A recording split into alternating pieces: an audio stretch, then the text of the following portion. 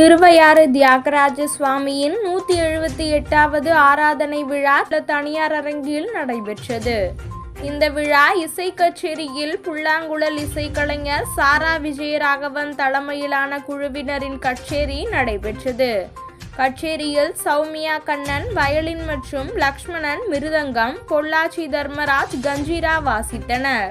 இந்த விழாவின் கச்சேரியில் கலந்து கொண்டவர் இன்னிசை கச்சேரியை ரசித்து வாழ்த்து கூறினர்.